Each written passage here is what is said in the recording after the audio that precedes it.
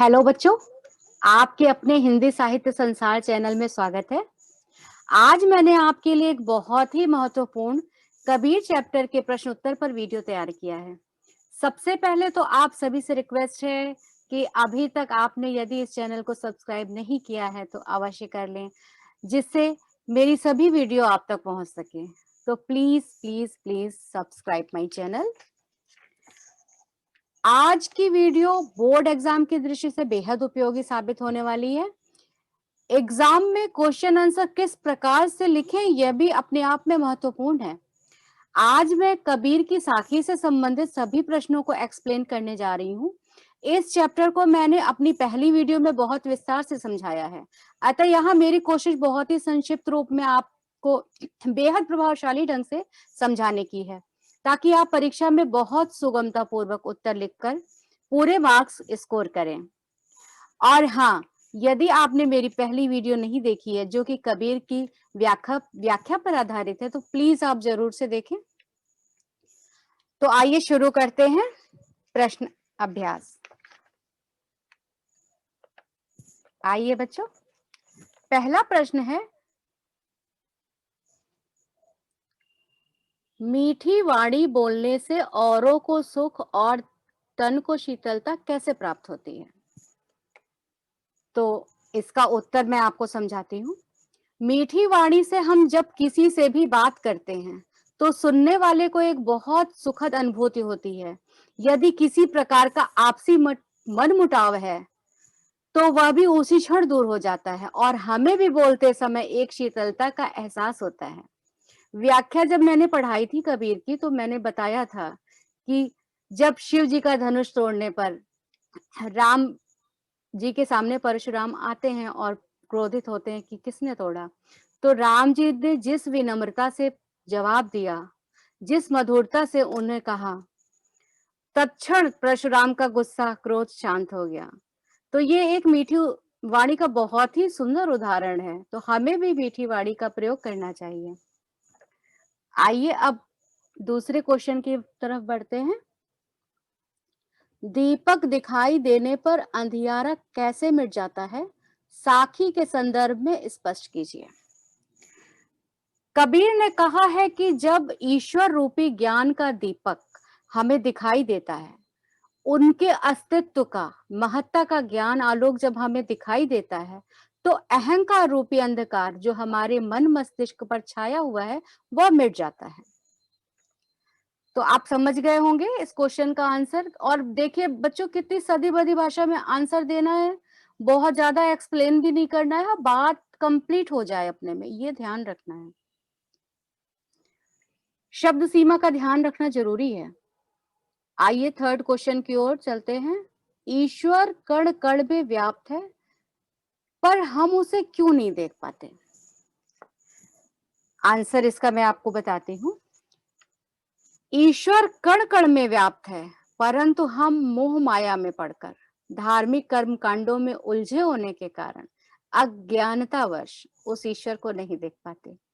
वह हमारे हृदय में ही है, परंतु हम मंदिर आदि धर्म स्थानों पर उसे ढूंढते रहते हैं।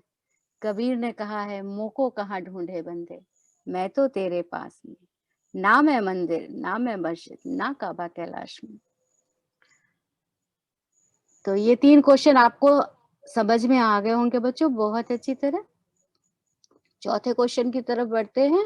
संसार में सुखी व्यक्ति कौन है और दुखी कौन? यहाँ सोना और जागना किसके प्रतीक हैं? इसका प्रयोग यहाँ क्यों किया गया है, स्पष्ट कीजिए।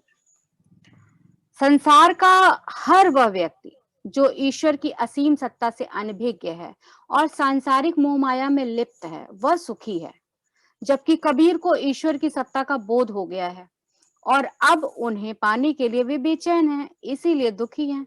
यहाँ सोना यथार्थ से दूर और सांसारिक मोह माया से ग्रसित व्यक्ति का प्रतीक, और जागना ईश्वर का बोध व आलोक प्राप्त हो जाने का प्रतीक है। सोना मोह माया में लिप्त व आत्म विस्मृत होना है, और जागना ज्ञान का होना, बोध का होना है, ईश्वर के बोध का होना है। उम्मीद कर रही हूं आप कॉन्सेप्ट क्लियर हो रहा होगा बच्चों आपका। और अगर कहीं भी आपको और ज्यादा इसको एक्सप्लेन चाहते हैं, एक्सप्लेनेशन अच्छे से पढ़ लें, समझ लें, तो आप फर्स्ट वीडियो मेरी जरूर देखें। उसमें मैंने बहुत ही अच्छे से, बहुत ही विस्तार में एक्सप्लेन किया है, क्योंकि ये क्वेश्चन आंसर है। तो यहाँ मैं उतनी ही भाषा में दे रही हूँ जो शब्द सीमा के अंदर आ जाए और आपको पूरे के पूरे मार्क्स मिलें। कभी कभी आप ज्यादा लिख देते हैं, जरूरत से ज्यादा लिख देते हैं, तो एग्जामिनर फिर उतना प्रभावशाली चेकिंग नहीं आपकी हो पाती है। अपने स्वभाव को निर्मल रखने के लिए कबीर ने क्या उपाय सुझाया है? नेक्स्ट क्वेश्चन है, फिफ्थ क्वेश्चन है।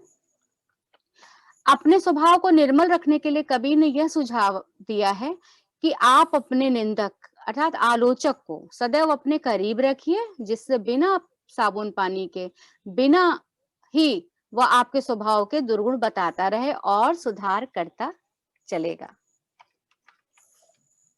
आइए अब नेक्स्ट क्वेश्चन की तरफ बढ़ते हैं। सिक्स क्वेश्चन है, एक है आखिर पेव का, एक है आखिर पीव का, पढ़े सो पंडित होए।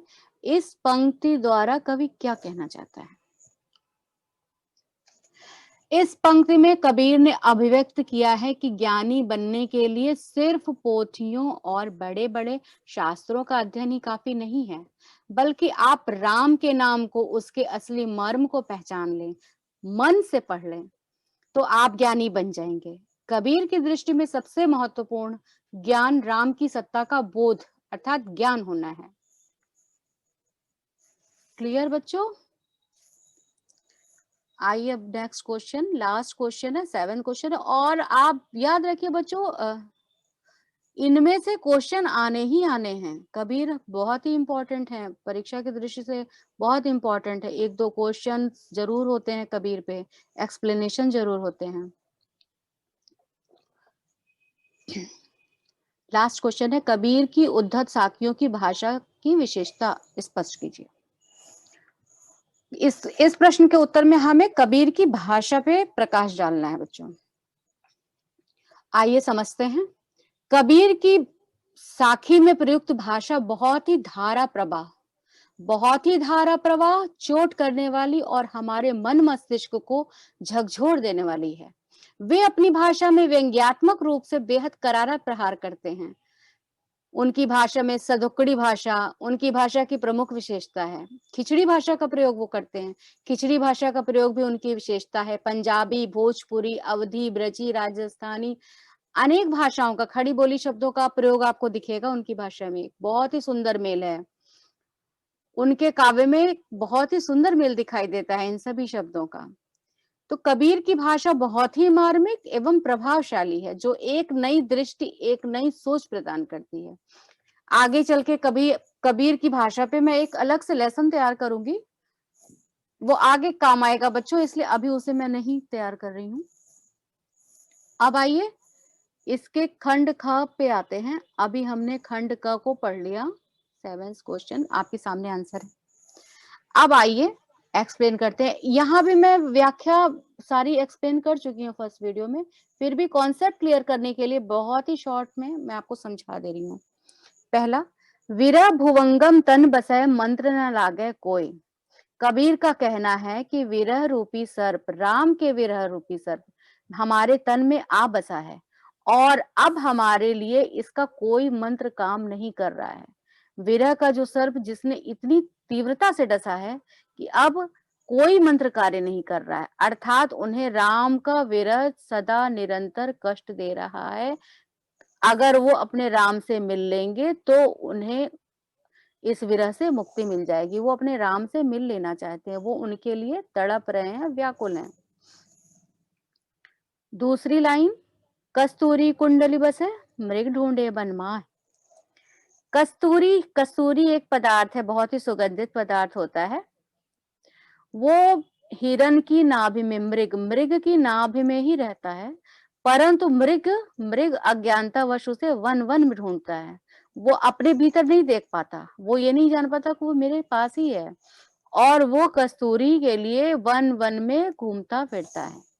ऐसे ही दुनिया हृदय में नहीं देखती राम को, मंदिरों में, मस्जिदों में इत्यादि अधिक जा जाके हर स्थान पे ढूंढती है, मंदिरों में ढूंढती है, पर वो अपने हृदय में नहीं देखती है।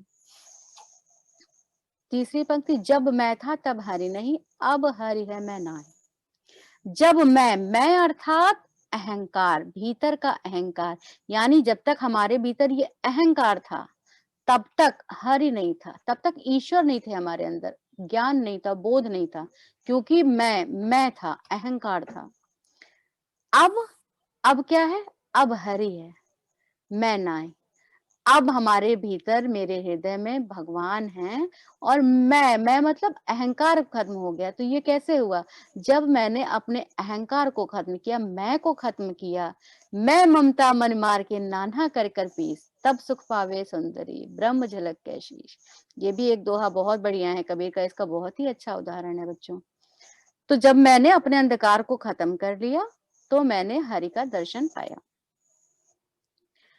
पोथी पढ़ जग मुआ, पंडित भया न कोई।